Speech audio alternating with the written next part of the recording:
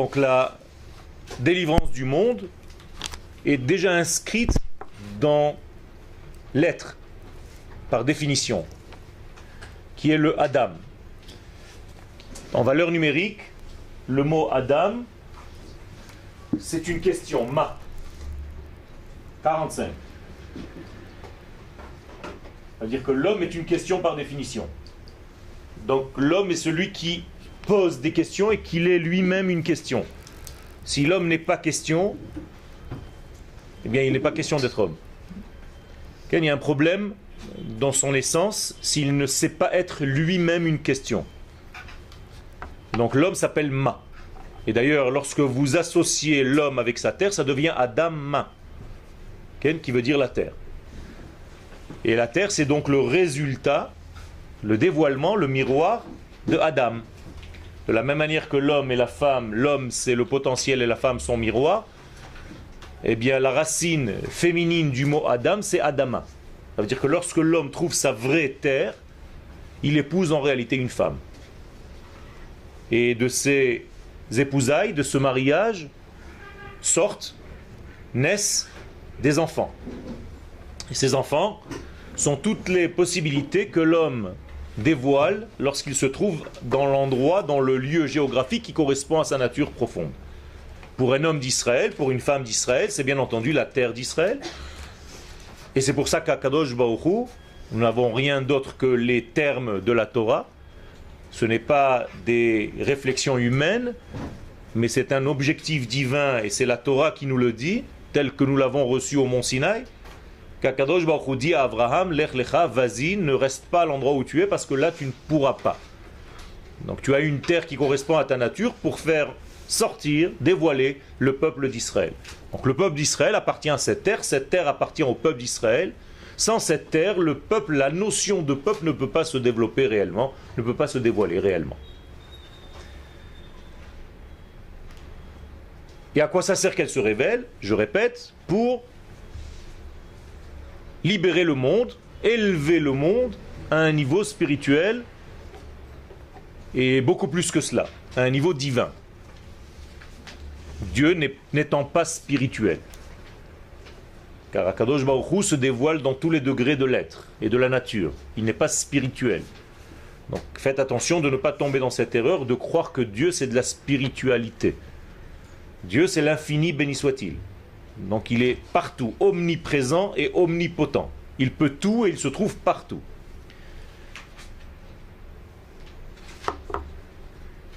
La prophétie nous dit, Bayom Haou, ce jour-là, Yihye Hashem Echad ou Shmo Echad. Vous terminez votre prière comme ça. Alors, je vous pose la question très simple. Qu'est-ce que c'est Hashem Echad ou Shmo Echad? Il y a ici apparemment une différence entre lui et son nom. C'est-à-dire entre son essence et le nom devient donc le dévoilement. Donc le nom de quelqu'un, c'est son dévoilement. Mon nom n'est pas pour moi-même, mais pour ceux qui me côtoient. Donc je m'appelle pour vous en réalité. Je ne m'appelle pas, c'est vous qui m'appelez. Donc je ne peux pas dire je m'appelle Yoël. On m'appelle Yoël. Et c'est pour ça qu'en hébreu on ne dit jamais je m'appelle. Korim li. On m'appelle. En français c'est une erreur. Parce que quelqu'un qui s'appelle, il a un problème. Donc on m'appelle. Donc le nom d'Akadosh Baruch Hu, c'est son dévoilement.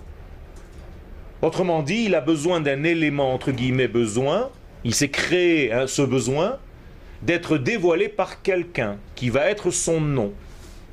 Qui c'est ce quelqu'un en question? Israël lui-même. Donc Israël, c'est le nom d'Akadosh Baruch Hu. Ce qui veut dire qu'à la fin des temps, Akadosh Baruch Hu et Israël ne vont faire qu'un. Quand tu verras Israël, tu comprendras Dieu. Pour comprendre Dieu, il faut voir Israël. C'est Israël qui dévoile Dieu. C'est comme la femme qui dévoile l'homme. Tu veux comprendre l'homme, regarde sa femme.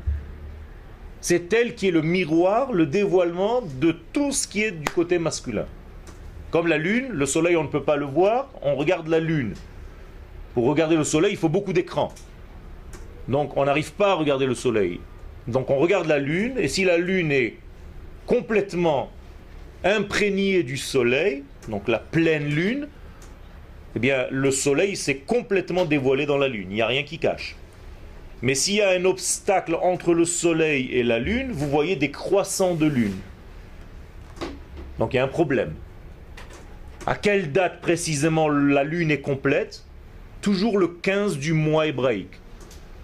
Avant le 15, c'est en progression. Après le 15, c'est décroissant. Les sages nous disent que la meilleure date pour se marier, c'est le 15 du mois hébraïque. Si vous avez à fixer une date de mariage, toujours du 1er au 15.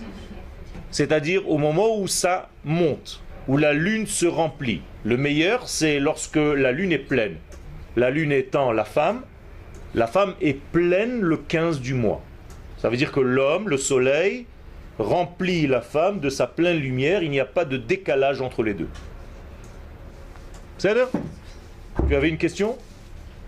Oui, vous avez dit la prophétie dit ce jour-là. La prophétie dit, Bayom Haou, en ce jour-là, Ihyeh Hashem Echad, Dieu sera un, et son nom, ou Shmo Echad, son nom sera un.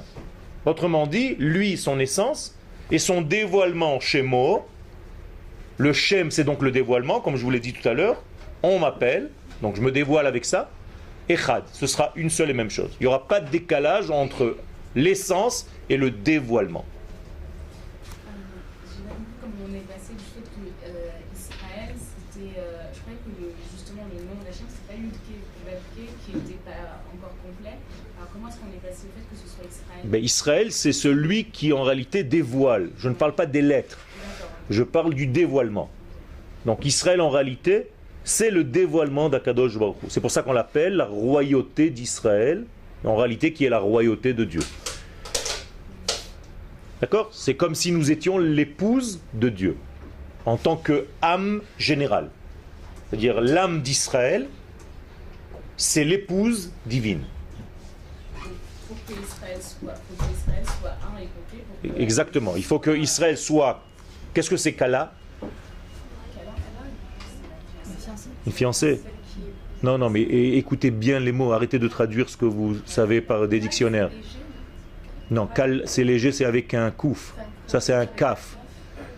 Kula, entière. Ça veut dire que la Kala est entière, sinon elle ne peut pas se marier. Une femme qui n'est pas entière ne peut pas se marier. Donc le mot Kala peut se lire en hébreu Kula, c'est pareil. Qu'est-ce que vous dites le vendredi soir? Vayechulu hashamayim ve'aretz. Qu'est-ce que c'est Vayechulu? Ils ont été complets. Comme Khatan et Kala. Vayechulu. C'est les mêmes lettres. Kala. Kaf, Lamed, He. D'accord? Qui veut dire tout. Quand vous parlez d'entière, Entière, ça veut dire d'abord sans doute, sans les doutes, c'est-à-dire d'une manière certaine de ce qu'elle fait. Liée à son identité, dans sa certitude, de là où elle veut devenir, et l'homme qu'elle a choisi pour faire ça avec lui, et en même temps pleine de ce que son homme va lui donner, et lui donne. Donc il faut qu'elle soit un ustensile de réception. D'ailleurs le mot de la racine c'est kli, qui est kol. Donc la femme est un récipient afin de recevoir le kol. Le tout. Okay? Quand je reçois le tout, je deviens collé, kala. et quand est-ce qu'on ressent qu'on est entière complètement? Bien justement, c'est ça, c'est la plénitude, c'est ça le bonheur. C'est quand l'homme fait son travail et la femme fait son travail. Lui fait son travail de donneur et la femme fait son travail de receveur. Quand ils se complètent, ouais. Les deux. Si vous associez le kol à la kala, ça devient kalkala. Qu'est-ce que c'est kalkala? L'économie. Ça veut dire que vous avez tout, toute l'abondance. Pourquoi la jeune mariée est appelée Kala? J'ai pas compris. Pourquoi la jeune mariée est appelée Kala? Justement parce que l'homme, pendant la première année, doit s'occuper de sa femme pleinement. Naki ihye lebeito shana achat. L'homme doit être propre pour sa maison, c'est-à-dire pour sa femme. La femme s'appelle aussi la maison. Elle a des surnoms, plusieurs surnoms. Elle s'appelle la maison. Pendant une année, l'homme doit s'occuper complètement, après le mariage, de ce qui a trait à la maison. C'est-à-dire si elle a besoin de lui à 5 heures de l'après-midi, il faut qu'il fasse des efforts pour rentrer à 5 heures. il soit complètement lié à elle, proche d'elle, et ne pas commencer à faire des voyages ou des trucs comme ça séparés, des trucs d'affaires où tu ne vois plus ton homme pendant 3 mois. La première année, il faut être très très lié. C'est elle qui va marquer et conduire, donner un sens à toute la vie qui va venir après. Tout dépend de cette première année. Donc elle s'appelle Kala et elle s'appelle aussi Malka. Dans le mot Malka, rappelez-vous, la reine, regardez, c'est les mêmes lettres. D'accord? La Kala se trouve là. C'est-à-dire la reine Malka. La reine Malka. Donc tout ceci, c'est lié donc à l'essence. Alors Israël joue ce rôle par rapport à Dieu. Ça veut dire que le rôle d'Israël dans ce monde, c'est de raconter, donc de dévoiler, de dire les valeurs de Dieu. Comme dit le prophète Isaïe, Am zu yatzar tili, ce peuple je l'ai façonné que pour une seule chose, Tehilati yesaperu, pour qu'il raconte qui je suis. Donc nous racontons Dieu. Nous sommes la bouche de Dieu. Nous sommes le Verbe divin. Par nous, les nations du monde voient Akadosh Baruch Hu. Jamais on verra Akadosh Baruch Hu, il n'y a rien à voir. Vous comprenez bien, c'est l'infini. Alors qu'est-ce qu'on va voir de lui? Israël. C'est-à-dire son dévoilement. C'est comme si nous étions un écran sur lequel, sur cet écran, se projette tout le message divin. Donc Israël, c'est cet écran-là. Si on veut voir Akadosh Baruch Hu, on regarde Israël. Donc Israël doit devenir en fait le reflet parfait de Hachem, sans aucune différence. Et ça, c'est ce qu'on appelle la fin des temps. Donc Israël va commencer à jouer son rôle, donc il doit être identique à son identité la plus profonde. Donc il doit revenir sur sa terre. Il doit respecter ses fêtes, on va dire les temps, pas seulement la géographie. Et il doit respecter son être, c'est-à-dire toutes ces valeurs telles qu'Akadosh Baruch Hu les a créées pour jouer ce rôle. Nous avons donc un seul but dans ce monde, c'est d'être le révélateur, l'écran sur lequel le projet divin se dévoile. La projection du divin se dévoile sur notre écran en tant que nation et non pas en tant qu'individu. Attention. Je répète le verset Am zu yatzar tili. Pas Anashim elle. Je ne parle pas d'hommes individuellement parlant, je parle d'un peuple, d'une nation. Avec des mots simples, seulement la nation peut jouer ce rôle. Pas des juifs individuellement parlant. Alors qu'est-ce que ça veut dire? Pas des juifs individuellement parlant. Bien sûr que chaque juif doit faire ce qu'il doit faire, la Torah et les mitzvot, mais en relation directe avec le peuple. Et là j'introduis une nouvelle notion. À chaque fois que je fais une mitzvah, je dois la faire au nom de la nation. Et c'est pour ça que dans les Sidurim, vous avez Inea Anochi Olech Lekayem Mitzvat Talmud Torah, par exemple, je viens pour enseigner la Torah, Beshem Kol Israël. Au nom de tout Israël, je le fais. Et celui qui ne fait pas ça au nom de tout Israël, c'est comme s'il avait une approche individuelle de la chose, il y a un problème très grave. C'est-à-dire que là, je viens donner un cours au Machon Ora au nom d'Israël. C'est-à-dire que je joue le rôle de l'ensemble. Parce que moi, je ne suis qu'un petit membre de cet ensemble. Or, chaque petit membre de ce corps doit jouer le rôle du complet, de l'ensemble. Vous êtes d'accord avec moi ou pas? Ouais. Ça veut dire que mon oreille ne peut pas ne pas jouer le rôle de Yoël. Elle est tout le temps au service de Yoël, de mon ensemble. Mes doigts, mes mains, mes pieds, tout mon corps, tous les détails de mon corps jouent toujours pour l'ensemble, pour Yoël. Si Chas v'Shalom, un petit doigt dit moi je sors de l'ensemble, je fais ce qui m'arrange, je ne veux rien qu'on me dise, je suis libre de mes actions, et bien qu'est-ce qui se passe maintenant? C'est comme si ce doigt était déconnecté de l'ensemble et donc il n'obéit plus aux lois de l'ensemble. Et Chas v'Shalom, l'homme a des problèmes moteurs, le doigt ne fait plus, n'obéit plus. Au niveau d'une cellule, c'est le cancer. Alors, quand une cellule ne veut plus jouer le rôle de l'ensemble, c'est ce qu'on appelle cette maladie, Chas v'Shalom. Et donc il faut faire très attention. C'est-à-dire la faute la plus grave, c'est de se soustraire à la nation d'Israël. Et ne pas comprendre que nous jouons chacun dans notre individualité le jeu ou le rôle de l'ensemble. Vous êtes avec moi, c'est des choses très importantes qu'on est en train de dire ici. Excusez-moi, je sais pas, il ne faut pas se soustraire. Ken, c'est-à-dire que moi, comme je suis juste un membre de la nation tout entière, je n'ai pas le droit de me dire, moi je vis pour moi, j'en ai rien à faire moi de l'ensemble de cette nation. Eh bien c'est la même chose comme un membre du corps dans l'exemple que j'ai donné tout à l'heure. Plus que cela, est-ce que tous les membres se ressemblent? Non. Donc il faut accepter que dans le peuple d'Israël, il y ait des différences. Et même si ce religieux ou ce non-religieux ne me ressemble pas, chacun a un rôle apparemment dans ce corps global. Donc je ne peux pas dire que l'autre n'est pas légitime, puisqu'il est là. Je dois juste comprendre quel est son rôle et qu'est-ce que je dois faire pour compléter que lui me complète. Mais jamais je dois sortir de mon contexte. Je reprends l'exemple du corps, jamais un œil ne doit devenir un nez.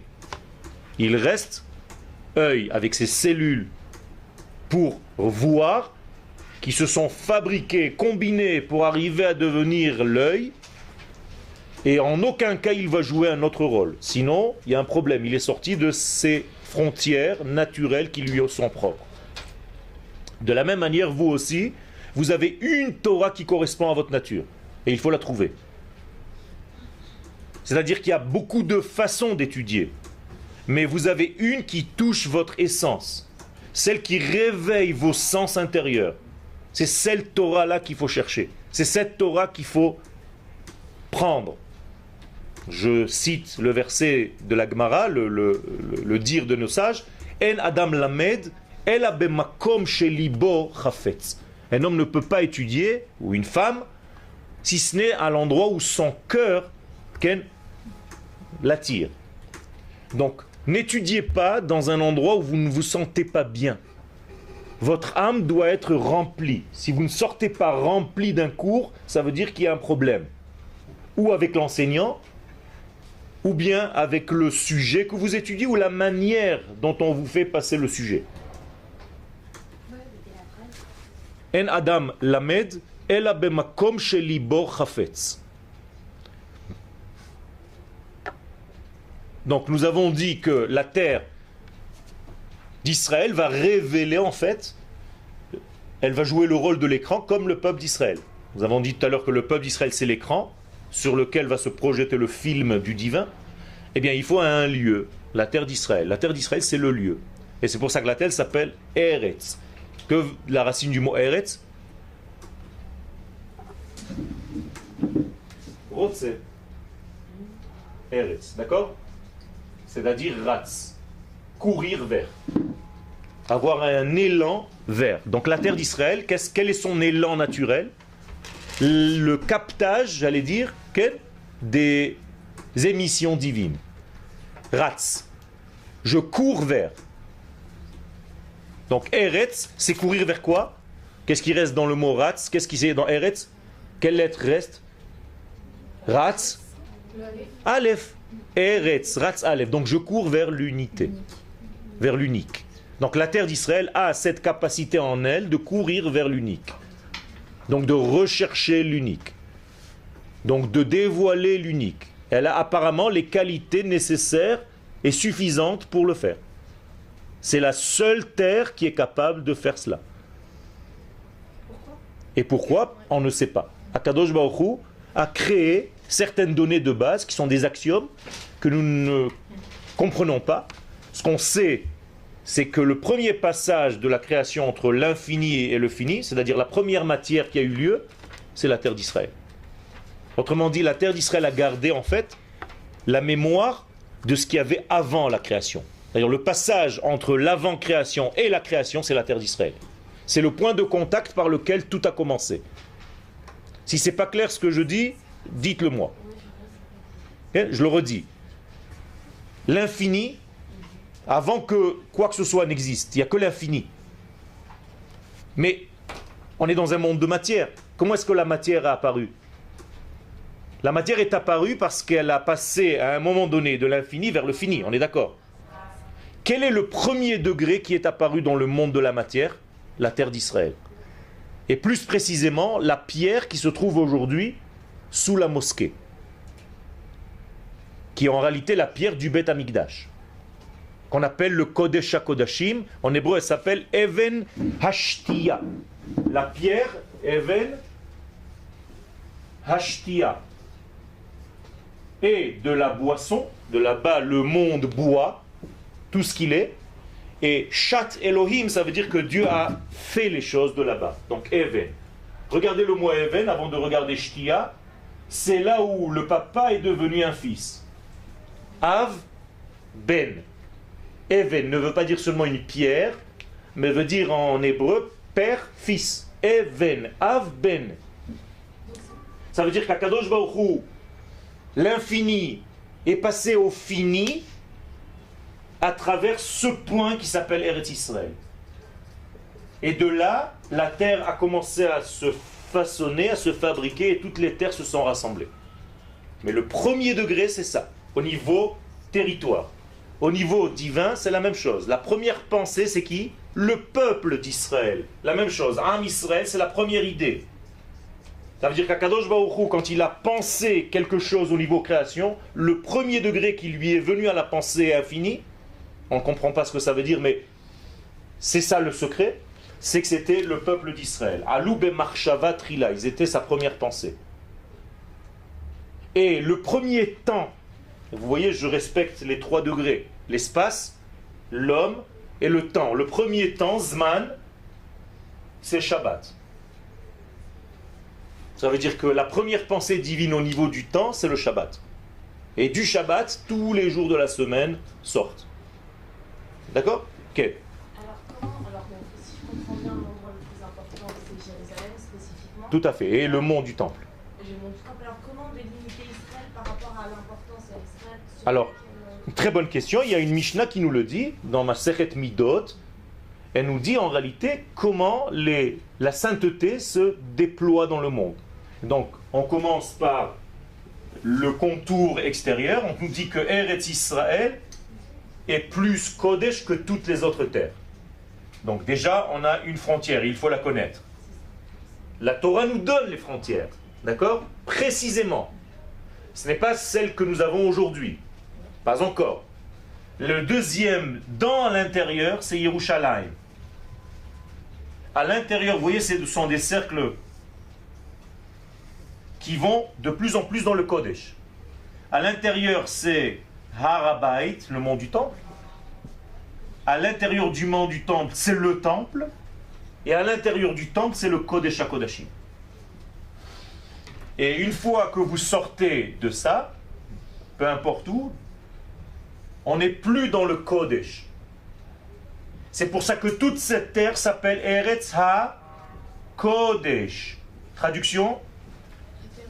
La terre du Saint, pas la terre sainte. Pas des Holy Land. C'est pas la terre sainte. Jérusalem, c'est pas la ville sainte. L'hébreu que nous parlons, c'est pas la langue sainte. Tout ça, ce sont des fausses traductions. Eretz Shel HaKodesh, c'est comme si je rajoute l'échelle, parce que vous avez le He. Donc c'est la terre du Saint béni soit-il. Le langage du Saint béni soit-il. La ville, Yerushalayim, du Saint béni soit-il, celle qui lui appartient. D'accord? Donc tout ça c'est Kodesh HaKodashim, Kodesh, Kodesh moins, Kodesh moins, Kodesh moins, mais toujours Kodesh. Dès qu'on sort de ça, ça devient Chol. Chol, c'est les initiales de Chutz La'aretz, comme Chul. D'accord? Quel? D'où on sait que ces pierres, c'était la première de la création? Mais c'est ce qu'on a reçu en prophétie. C'est-à-dire que tous les textes prophétiques et le Zohar, toute la Kabbalah nous dit que la terre d'Israël a été construite en premier, créée en premier.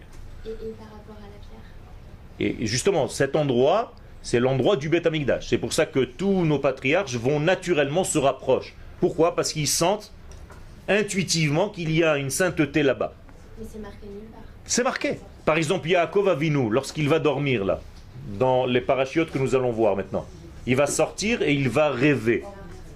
fameuse échelle de Yaakov. Où est-ce qu'il a dormi? Sur quelle pierre il a mis sa tête? Sur cette pierre-là. Alors c'est pas Bethel. C'est ça Bethel, c'est la maison de El, c'est pas Bethel d'aujourd'hui. D'accord? La maison de El, la maison de Dieu, c'est cette pierre-là à Yerushalayim. Et donc les sages nous disent que quand Yaakov a pris la pierre et qu'il l'a mise sous sa tête pour dormir, en fait il a dormi sur cette pierre-là qui s'appelle Even Ashtia. Et quand il se lève le matin, qu'est-ce qu'il dit? Manora hamakom hazeh, combien est terrible ce lieu. Ve'anochi lo yadati, et moi je ne savais pas. Parce que si je savais, j'aurais pas pu dormir là-dedans. Okay? Enze, ça ne peut être que im beit Elohim, la maison de Elohim, veze, et ça, cette pierre-là, sha'ar hashamaim, la porte du ciel. Autrement dit, la porte où le ciel et la terre se relient. Donc Yaakov le dit clairement dans la Torah. Ça, c'est une prophétie. Okay. Et est-ce que le jardin d'Éden se trouve ici? Nachon. Le jardin d'Éden, c'est un espace qui est dans une autre dimension, mais sur la terre. D'accord? Mais c'est toujours là. On ne rentrera pas aujourd'hui dans ces termes-là, mais juste que vous sachiez traduire les choses. Éden veut dire délicat, adin. Donc Gan Éden, le jardin de la délicatesse. Plus tu deviens délicat, donc plus tu deviens précis dans ce que tu dis, plus tu touches l'Éden. D'accord? Plus tu sors et tu deviens grossier, et tes paroles ne sont pas réellement précises, tu ne sais pas de quoi tu parles, tu mélanges toutes les données, eh bien, tu sors de l'Éden. C'est comme si tu t'éloignais de l'Éden. C'est ce qui s'est passé avec Caïn, qu'on a jeté de l'Éden, parce qu'il est devenu plus matière, plus grossier. Il a perdu de sa délicatesse première, en tuant son frère. Ce sont tous des symboles et des codes.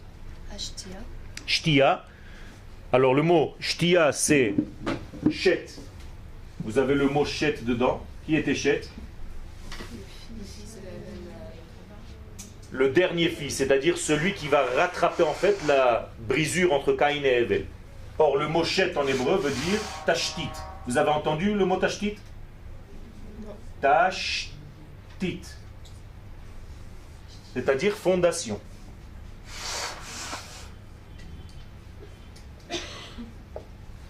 Donc le mot chet, c'est fondation.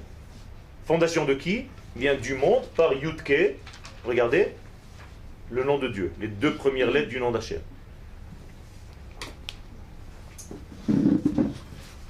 Alors nous avons donc plein de versets qui nous disent tout ceci.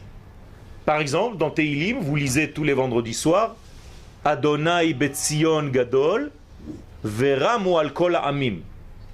Qu'est-ce que cela veut dire? Akadosh Baruch Hu est grand où? À Tzion. Bizarre. C'est comme si on disait Akadosh Baruch Hu est grand en Israël. Donc, sous-entendu, qu'en dehors d'Eretz Israël, il est petit. Ben oui, c'est ce qu'on dit.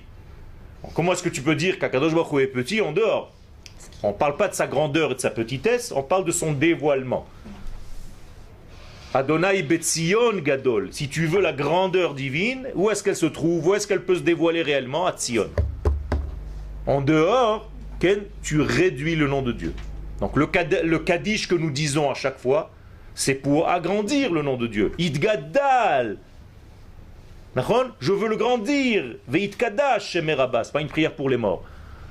Donc je veux faire grandir le nom d'Hachem. Donc qu'est-ce que je dois faire? Mais tout ce qui est nécessaire en tant que juif pour faire ce travail. C'est-à-dire rejoindre mon peuple sur ma terre et en respectant tout ce que je dois respecter au niveau des degrés qui correspondent à ma nature. Si je suis un goy, je n'ai pas besoin d'étudier la Torah. Mais si je suis Israël, oui. D'accord? La Torah du goy, c'est pas la nôtre. Il a une autre Torah. Il a un autre degré. Comme la Torah du chinois, ou, pas en faisant de comparaison, mais la même chose, la Torah de l'abeille, la Torah des plantes. Chacun a sa Torah, c'est-à-dire ces lois de vie qui sont inscrites à l'intérieur de sa nature. L'abeille a une Torah, on est d'accord ou pas?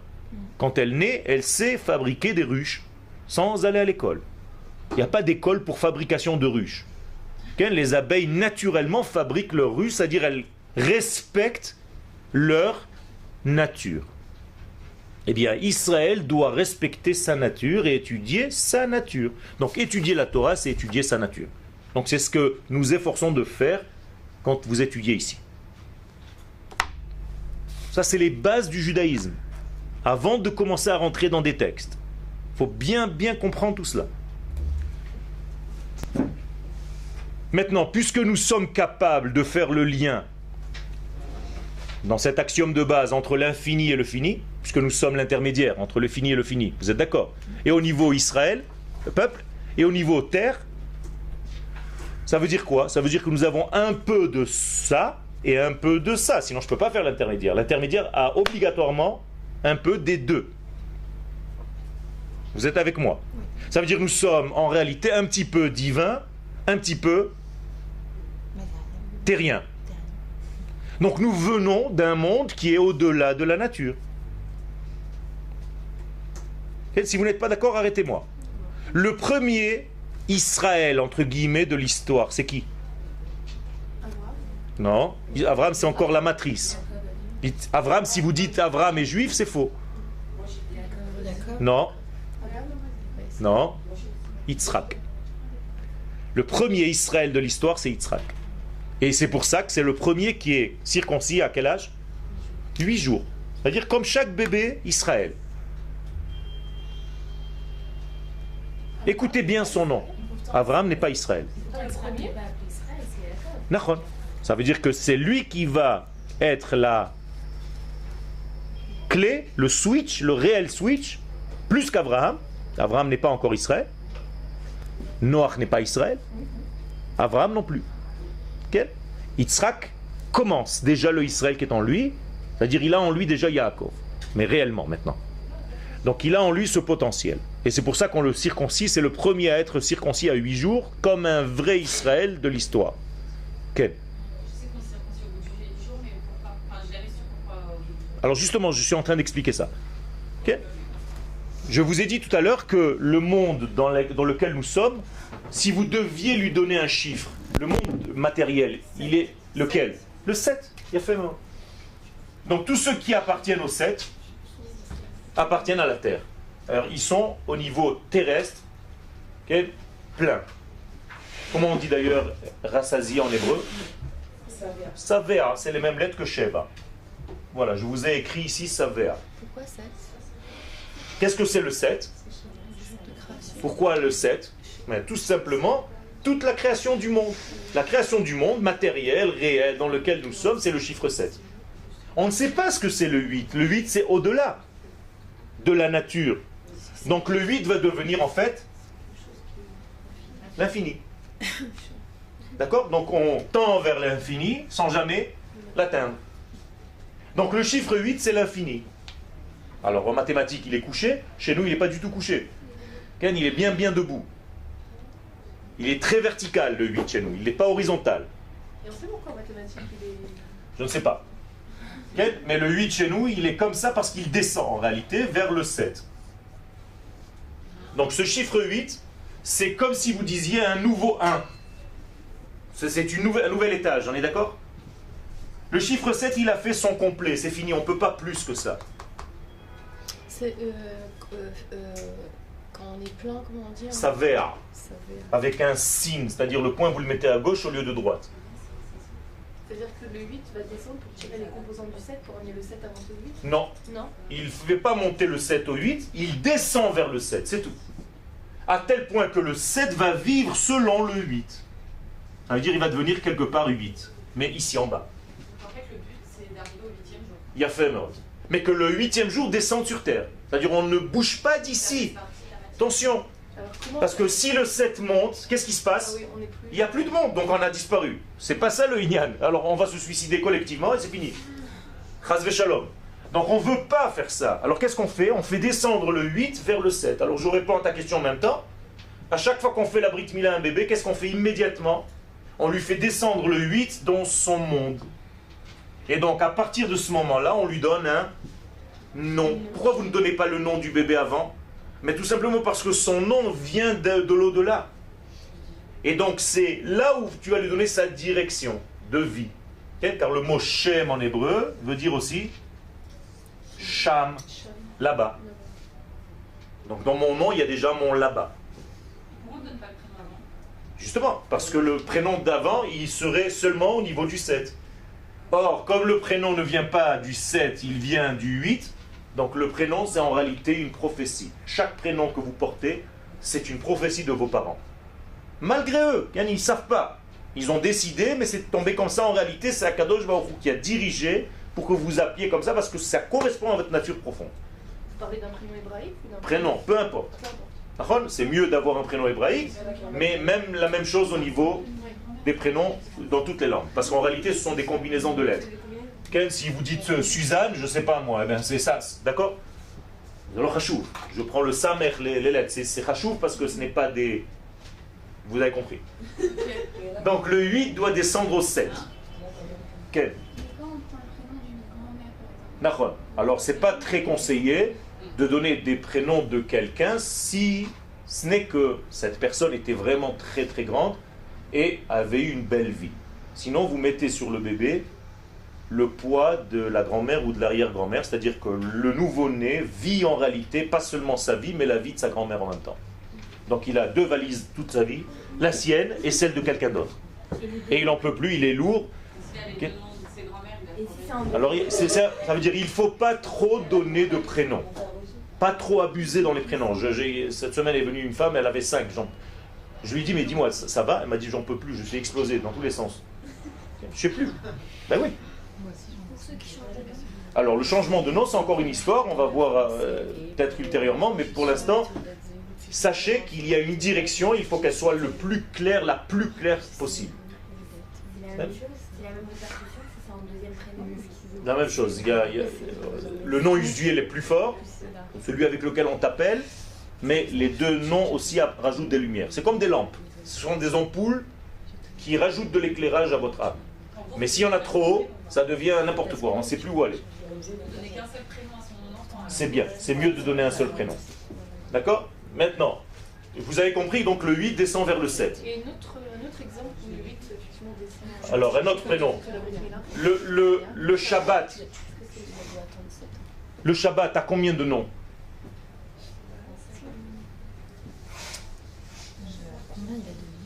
Comment vous appelez le Shabbat? Le 7e jour.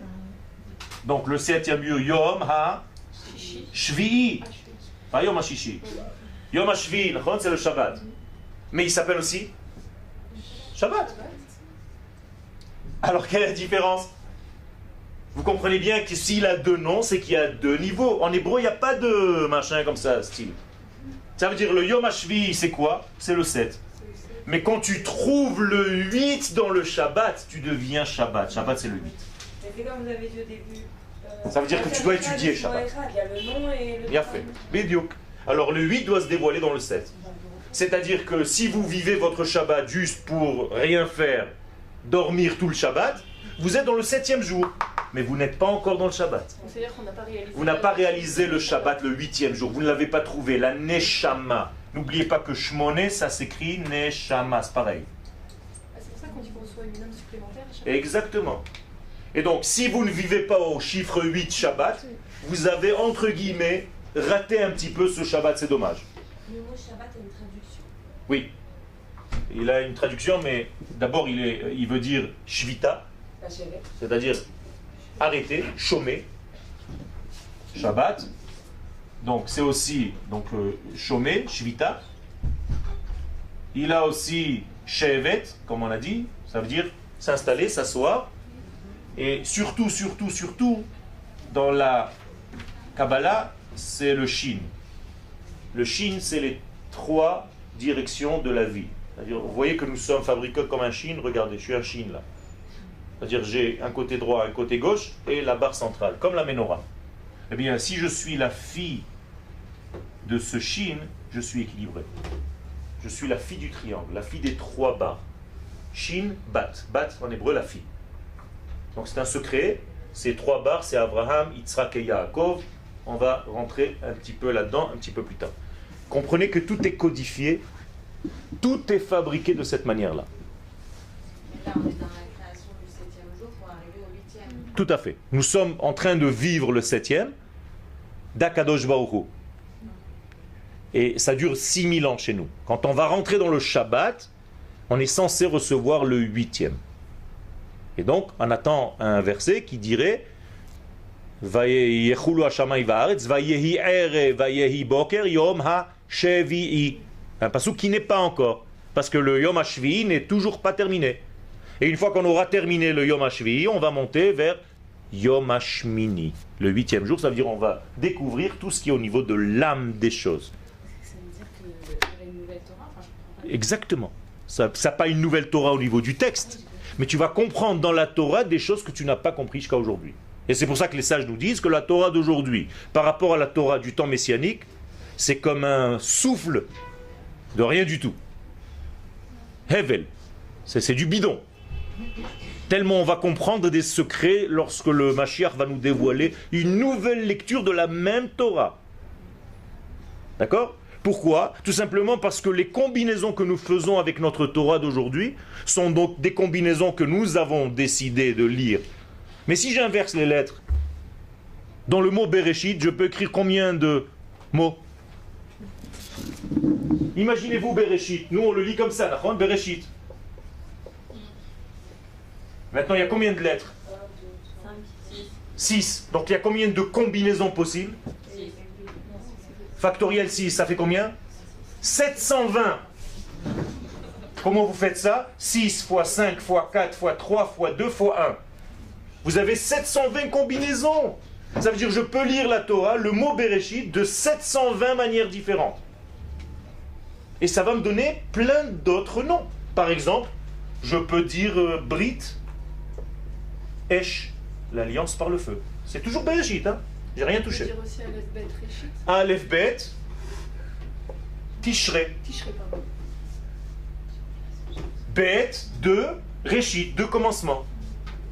Bar, un fils, Hachit, je vais amener. Et Rabbi Shimon Bar Yochai. Puis je peux continuer jusqu'à demain, c'est la fête. Okay? Brit Esh. Yéré, la crainte du Shabbat. Yéré Shabbat, Bereshit, craindre le Shabbat, et ainsi de suite. Vous voyez que c'est infini. Donc la Torah du Mashiach va nous révéler tout cela. D'accord ? Donc il y a des gens aujourd'hui qui déjà commencent à étudier la Torah messianique. C'est ce qu'on appelle aujourd'hui la Kabbalah. D'accord ? C'est une Torah qu'on accède à ce degré-là quand on est déjà mature, marié, et qu'on a déjà une certaine base au niveau du sens premier pour pouvoir accéder à certains degrés, mais qui est une Torah Sinon, c'est dangereux. énorme. Les gens qui sont des aidés, ils ont contribué dans la contribution du 7e, dans le 7e jour, pour contribuer au 8e, ils sont là, donc ça se passe comment ? Ils sont là. Il y en a plein qui sont là. À chaque génération, il y a des hommes de l'ordre du 8. D'accord ? Ça veut dire on se reconnaît entre nous, c'est style des agents secrets. Tu es un 7 ou un 8. D'accord ? Il y a un code spécial pour les 8e, on va dire. Il y a des gens qui sont dans la 7e et il y a des gens qui sont dans la 8e. Ce sont des êtres lumineux, des êtres qui ont des connaissances et une certaine vision du monde qui n'est pas de l'ordre naturel. D'accord ? Ce n'est pas de l'ordre du premier degré. Donc quand vous les voyez, quand ils vous voient, ils vous racontent votre vie sans que vous ouvriez la bouche, c'est pas la peine de parler. Pourquoi ? Parce que vous êtes transparente en réalité. Parce que tout notre corps c'est quoi ? C'est un écran. Tout est marqué. Okay ? Votre front c'est un écran de cinéma. C'est comme si on voyait un film. Donc ceux qui savent lire peuvent lire sur le front de chacun tout ce qu'il a fait. Tout est inscrit sur son front. Et c'est... Comment on dit Nekudotren ? C'est... Oh, j'ai oublié le français. J'oublie mon français. Mes grains de beauté. Tous les grains de beauté changent. Il y a plein de choses, des taches, des machins qui changent sur la peau. Et c'est selon... C'est comme des étoiles dans le ciel. Donc ceux qui savent lire les étoiles savent lire la peau. Donc la peau révèle son propriétaire. D'accord ? Donc si je l'ai dans la peau, ça va mieux. Maintenant, quelque chose qui sort de l'ordre naturel, puisqu'il vient du 8. Je reviens ici. Et les gens, ils vont entrer ici, ils font des maths ou de la Torah. Les gens qui viennent de l'ordre du 8, c'est dans la nature ou au-delà de la nature? D'accord? Déjà, au niveau hébraïque et au niveau sémantique, hébreu et araméen. Vous savez que le mot Sheva, vous savez que les lettres en araméen, le Shin, correspond à un tet. Ça veut dire Sheva égale Teva. Qu'est-ce que ça veut dire? La nature. Donc le 7 égale nature, pour ceux qui voulaient encore une preuve. Donc Shmoné, on a dit Neshama. Maintenant Shmoné, c'est un degré qui dépasse l'entendement. C'est-à-dire quelque chose qui n'était pas prévu, qui est sorti des règles naturelles. Ok? Comment on dit sortir des règles naturelles? Sortir des lois, sortir des règles. Quelqu'un qui est sorti des lois. En hébreu, en hébreu. Non, pour l'instant, le français, c'est à côté. C'est sortir, d'accord? D'où est-ce qu'il doit sortir? Des lois, des choses régies par la nature. C'est-à-dire, chok. C'est chok. Ah, le rire. Yafé מאוד, le rire, tzrok. Tzrok est la racine du mot Yitzhak. Donc maintenant vous comprenez pourquoi le premier Israël de l'histoire de la Torah fait rire. Pourquoi il fait rire? Parce qu'il n'est pas de l'ordre naturel, il est surnaturel. Sa maman, elle a quel âge? 90 ans, son papa 100 ans. Un bébé né de ce couple. Non ben mec. Alors déjà ça commence à faire rire. Mais en plus de cela, le rire. Imaginez-vous que maintenant je m'assois sur cette chaise et elle craque, elle tombe, elle se casse. Moi je vais me faire mal mais vous allez rire. Pourquoi vous avez ri? Parce qu'on ne s'attendait pas à cette... Exactement.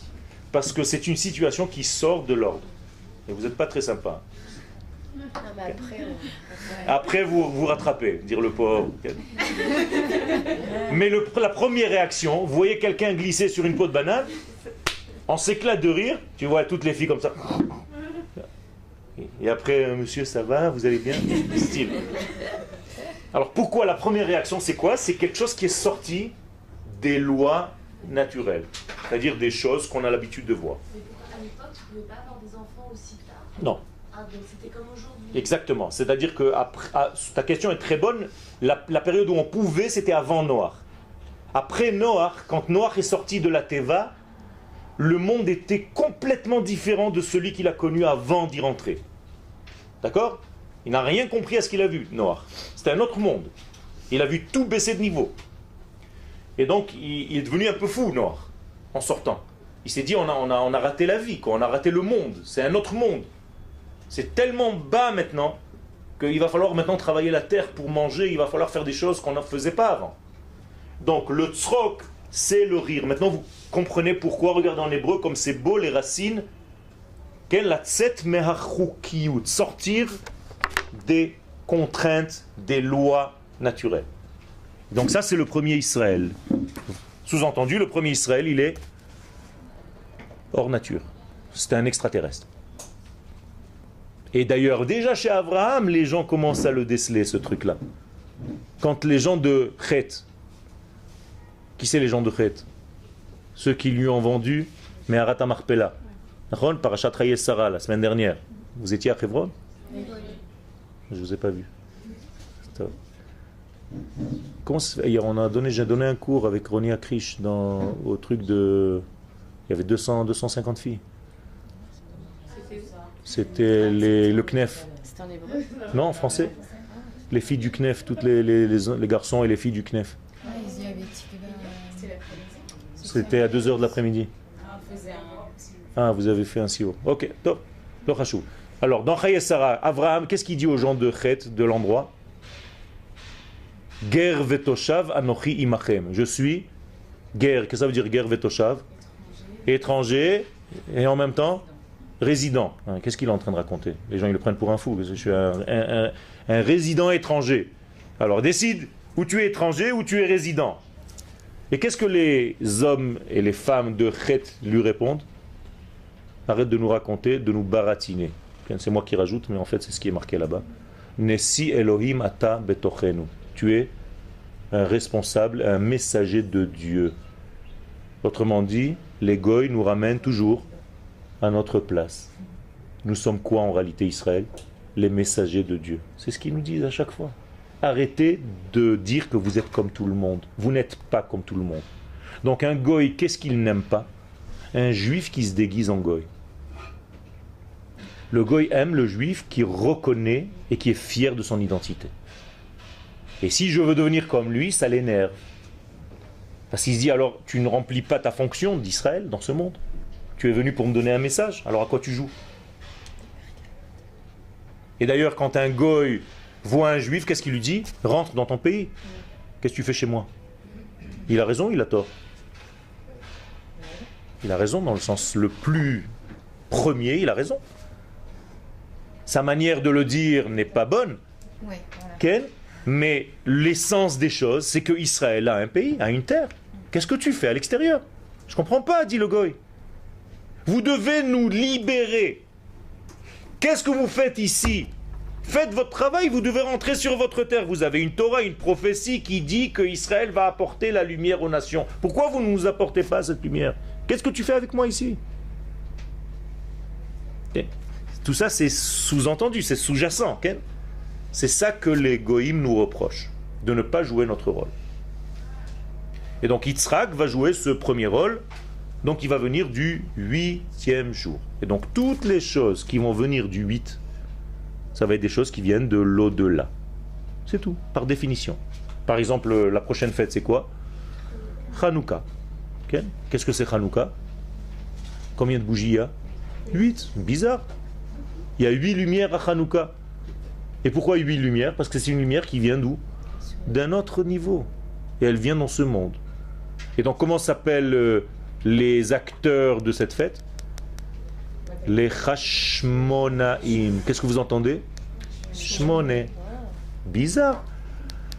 Et toute cette fête, elle est remplie de quoi? Tu manges des beignets, tu manges tout avec de l'huile, shemen, c'est la même racine, shmoné. Donc vous avez le 8 partout. Vous êtes imprégné d'huile, vous mangez des machins, vous gavez de lévivotes et de soufganiot. Elles sont déjà en vente. Ça veut dire que vous êtes entièrement dans le 8. Même avec Rashmonaïm, la première lettre, c'est le 8. La femot. Donc c'est le 8. Chet shmoné. C'est-à-dire tout est shmoné. Vous comprenez maintenant comment ça marche? Et ça, c'est le secret. Donc le 8e et le 7e. Une fois qu'on a fait cette préface, on rentre dans le texte. C'était une petite préface, mais qui devait être dite. Elle était un petit peu longue, mais c'était nécessaire. Est-ce que vous avez des questions pour l'instant?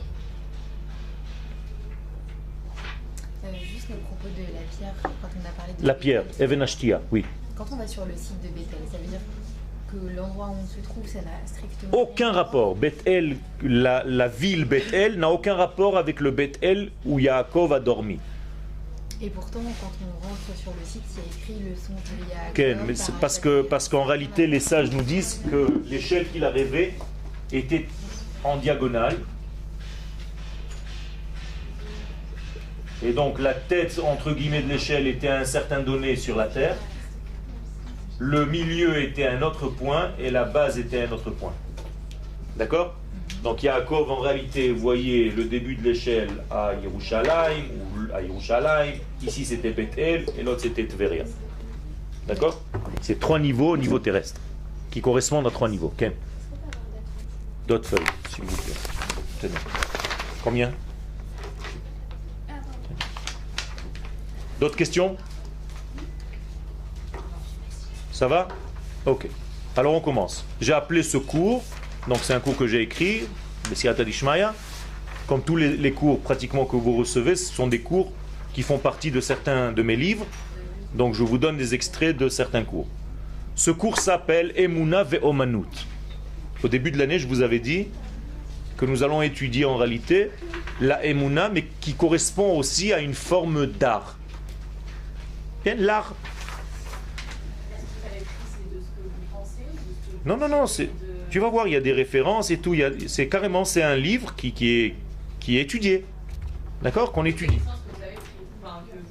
Il y a des choses que j'ai développées, des choses, mais il y a plein de références en même temps. D'accord? Ça veut dire que c'est tout un ensemble de Torah qui est basé essentiellement sur la Torah du Rav Kook et qui va nous expliquer en fait le sens des choses. Et vous allez le voir tout de suite.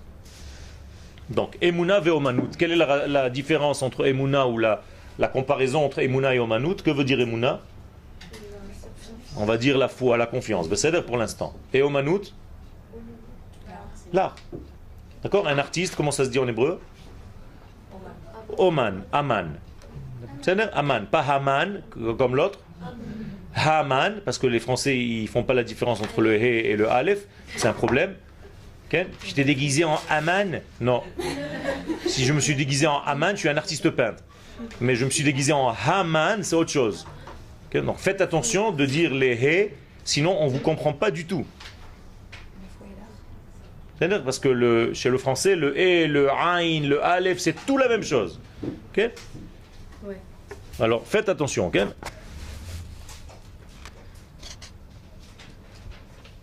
Shoresh Hamila Omanut Hu Aleph Mem Nun. La racine du terme Omanut, qui veut dire l'art, c'est Aleph Mem Nun. D'accord? Nous avons une racine de 3 lettres. Comme dans la plupart des mots en hébreu, la racine est de 3 lettres. Donc Aleph Mem Nun. Ou Perusho, et quel est le sens, la signification de ce Aleph Mem Nun que nous disons Amen? Okay, nous appelons ça Amen. Qu'est-ce que c'est le Amen que vous dites? Que veut dire le mot Amen? Je certifie, je suis d'accord, c'est vrai. Donc à chaque fois que tu dis Amen, tu dis Emet en fait. Alors pourquoi tu dis pas Emet? Parce que c'est le masculin. Il a fait, tu le dis au masculin. D'accord? Pour l'instant, il est au masculin. Donc, Perusho, qu'est-ce que cela veut dire réellement? Eh bien, une chose très simple. Giloui hapnim klapei chutz. Le dévoilement de l'intériorité vers l'extérieur. D'accord? Quelqu'un peut m'expliquer de quoi je parle? Dévoiler tout simplement ce que nous avons à l'intérieur. Vous nous suivez ou j'ai l'impression que vous n'êtes pas trop là? Il y a des moments où vous me lâchez, je sens tout de suite. Si je vous lâche, alors ça ne marche plus moi aussi. On répète. Il y a des choses qui sont à l'intérieur. Je ne me trompe pas, Nahon, je vous sens quand est-ce que vous êtes là avec moi, quand est-ce que vous n'êtes pas. J'ai un capteur, un radar. Ok? Vous êtes fatigué? Un petit peu? Vous voulez qu'on commence le shiur la semaine prochaine et qu'on fasse question-réponse jusqu'à la fin pour l'instant? Parce que vous m'avez l'air un petit peu tendu. Moi je suis gentil, hein, j'ai rien fait. Je vous agresse? Non. Non, le fait de dire Amen, c'est certifier les conditions. D'accord. Ça veut dire quoi? Ça veut dire que quand je dis Amen, je dévoile ce que j'ai à l'intérieur. C'est-à-dire que j'ai sorti quelque chose qui était à l'intérieur de moi vers l'extérieur. D'accord? C'est simple. À chaque fois que vous dites Amen, ça veut dire que ce que je pense dedans, je le dis. Et je le fais. Et je le réalise.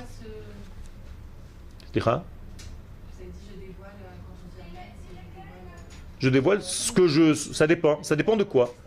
Par exemple, si j'ai une santé intérieure, d'accord? Mais je veux avoir une santé extérieure, physique aussi. Qu'est-ce que je dois faire pour faire ça? Ok, alors qu'est-ce que c'est? Comment on appelle ce verbe? Lehit amen. C'est la même racine. Qu'est-ce que c'est lehit amen? S'entraîner. Donc je m'entraîne. Ça veut dire que quand je vais à l'entraînement, qu'est-ce que je fais en réalité? Je sors ma santé initiale et je la vis. Donc quand est-ce que je me sens plus fatigué? Avant l'entraînement ou après? Après? Non, avant. Parce qu'on n'a rien extériorisé en Exactement. Quand vous êtes avant l'entraînement, vous avez l'air crevé. Faites un entraînement le soir, vous allez voir. Avant l'entraînement, vous êtes... si je pouvais dormir, je dormirais maintenant. Dès que tu vas à l'entraînement, pas à l'enterrement, à l'entraînement, vous sortez de là-bas avec un high. Alors qu'est-ce qu'on fait? On sort, machin, je prends une douche et je suis prêt. Qu'est-ce qui s'est passé? Oui, après on redescend. Ça veut dire quoi? Ça veut dire que l'entraînement a eu un effet bénéfique sur la circulation de ma vie en moi. C'est tout le temps comme ça. Ça veut dire que si j'entraîne quelque chose, qu'est-ce que je fais? Je le fais vivre.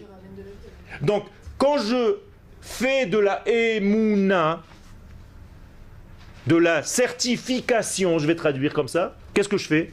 Mais je vis encore mieux mon judaïsme. Donc ce que vous êtes en train de faire maintenant, c'est un entraînement. Alors pendant l'entraînement, on est fatigué, mais après l'entraînement, on est bien. Donc dès que je vais sortir, vous allez vous sentir bien. Ne vous inquiétez pas. Et pour l'instant, vous êtes pendant l'entraînement, vous faites des pompes. Si tu as quoi de passer d'un état fatigué à... Tout simplement parce que tu fais mettre en action et tu fais fonctionner tous tes atouts. Ah, si je ne me sers pas de mon estomac, qu'est-ce qu'il se passe? Il s'atrophie. Il devient de plus en plus petit, il s'atrophie, t'as plus faim. C'est paradoxe. C'est bizarre. Normalement, si je ne mange pas, je devrais avoir plus faim. C'est vrai, c'est le premier degré. Mais si tu ne manges pas pendant 2 jours, t'as plus faim. C'est fini. T'as plus envie de manger. Et tu peux tomber malade parce que tu ne peux plus, même si tu manges maintenant, qu'est-ce qui va se passer? Tu as envie de vomir. Pourquoi? Parce que ton estomac ne peut plus. Il s'est rétréci. Mais c'est comme ça dans notre vie. Si quelqu'un, chas v'shalom, a un plâtre, qui n'a pas bougé sa main pendant 1 mois, il doit faire de la rééducation. Sa main, elle est en train de mourir. C'est grave. Ça veut dire que sa main est atrophiée. Son bras est foutu s'il continue. Vous savez que c'est interdit de fermer un œil avec un pansement pendant 1 semaine? Parce qu'après, tu ne peux plus l'ouvrir, c'est fini. Vous saviez ça? Alors, justement, c'est pas beaucoup. C'est juste le temps nécessaire. Et de temps en temps, il faut l'enlever pour nettoyer. C'est très grave, ces choses-là. Les gens ne savent pas. C'est-à-dire, si tu t'habitues à quelque chose, tu te fermes, en fait. Quelqu'un qui tombe dans une déprime, si cette déprime dure trop longtemps, qu'est-ce qui se passe? Tu as beaucoup de mal à t'en sortir. Et donc, quelqu'un qui tombe dans une déprime, il faut vite le sortir pour ne pas qu'il reste s'habituer. Combien de temps on a le droit d'être, entre guillemets, loin d'Hachem? Au maximum. 2 jours. C'est pour ça qu'on sort la Torah tous les 3 jours. Ça veut dire qu'il n'y a pas un espace de 3 jours. Shabbat, dimanche, lundi. Tu sors la Torah. Mardi, mercredi, ça y est, jeudi, on sort la Torah. Vendredi, Shabbat, on sort la Torah. C'est-à-dire, si tu t'éloignes 3 jours, c'est quelque chose qui est irrémédiable presque. C'est très difficile de reprendre le rythme. Par exemple, si tu ne viens pas à un endroit 3 fois, apparemment tu ne reviendras plus. Tu as lâché le truc. Tu t'es entraîné, tu n'es pas allé 3 fois de suite à l'entraînement, ça veut dire que tu t'arrêtes. C'est quelque chose de très fort. C'est pour ça que les sages nous disent, quand tu as fait quelque chose 3 fois, c'est comme un neder, comme une promesse, comme un serment. Je reviens à ce meshulash, à ce triangle. Shabbat. Voilà. Maintenant vous comprenez pourquoi nous sommes le fils du 3, du triangle, du peuple triangulaire. Nous sommes un peuple triangulaire. Est-ce qu'on peut dire aussi que c'est la dimension du temps, de l'espace, de la... Exactement. C'est les 3 dimensions, le temps, l'espace et l'homme. Donc c'est lié à ça. C'est lié à ça. Eretz, l'espace, Nefesh, l'homme ou l'âme, et Zman, le Shabbat. C'est-à-dire? Donc c'est très important de faire vivre, de s'entraîner. Là vous êtes en entraînement, vous êtes en plein entraînement là. Vous êtes en train d'entraîner vos neurones et votre être à faire circuler la Emouna. Ça veut dire que vous êtes en train de traiter de plein de sujets du judaïsme. Vous êtes complètement entraîné. Ça veut dire que tu peux sortir maintenant et dire tout ce que tu as reçu maintenant. Si tu l'as bien capté et tu as le sens du don, mais tu vas tout ressortir et le faire donner. Et d'ailleurs, c'est ce que vous devez faire. Ça veut dire que je vous donne ici une clé. Si vous voulez garder de la connaissance, il faut la donner. Il ne faut pas la laisser chez vous. Parce que chez vous, qu'est-ce qui va se passer? Elle va pourrir. C'est comme un verre d'eau que j'ai bouché pendant 3 mois. Il va pourrir. Le meilleur, c'est d'avoir un robinet ouvert, de couper le fond et de devenir comme un tuyau. Donc tout passe par moi et tout est donné. Mais je ne perds rien. D'accord? Faites attention à ça. Tu avais une question? Tu n'étais pas d'accord sur quelque chose? Tu étais d'accord? D'accord. Je vais vous raconter une petite histoire pour vous détendre. Parce que je vois que vous êtes en train de partir en cacahuète. C'est pas grave. Il y a un vieillard qui était avec son fils et ils sont sortis le vendredi pour aller acheter des chalotes pour Shabbat. Et le vieux monsieur qui est un sage, comme ça, il achète 10 chalot. Et il dit à son fils, Ken, Jonathan, je veux voir si tu es fort en calcul. Ken, combien de chalot nous avons acheté? 1, 2, 3, 10, papy. Très bien. En chemin pour rentrer à la maison, il rencontre un pauvre. Le pauvre vient chez ce vieux et lui dit, écoute, je n'ai rien à manger pour Shabbat, aide-moi. Ce vieillard lui donne 3 chalots. Et il continue son chemin. Jonathan, combien de chalots il nous reste? 10, 3, 7. Non. Faux, lui dit le vieillard. Réfléchis bien. L'enfant il se dit, mais attends, il y avait 10, on a enlevé 3, 7, papy, je comprends pas. Non. Explique-moi. Il nous reste 3 chalots. Pourquoi? Les seules choses qui te restent dans ce monde, c'est ce que tu as donné. Parce que tu manges. Ça veut dire que ce que vous donnez, c'est ce que vous gardez. C'est-à-dire la Torah, aujourd'hui, par exemple, dans cette classe, c'est moi qui ai étudié le plus que tous. Parce que je suis en train de la transmettre. C'est malgré moi, je ne fais pas essayer exprès, Ken, mais je veux transmettre cette Torah, donc en réalité, je suis en train moi-même de l'étudier. Et c'est cette Torah qui va me rester, pas la Torah que j'ai lue tranquillement chez moi, allongé dans un canapé, en train de lire un bouquin. C'est ce que j'ai transmis à mon peuple, parce que je vous aime, et j'ai envie que vous soyez des femmes riches quand vous allez construire votre famille, que vous ayez de quoi donner à vos enfants. Vous avez ici des trésors que vous récoltez pendant cette année au Machonora. Ce sont des choses qui vont vous rester toute la vie. Sachez les garder et voir ces choses. Les seules choses qui vont vous rester, c'est les choses que vous transmettez à votre tour. Alors transmettez. Je vous libère aujourd'hui.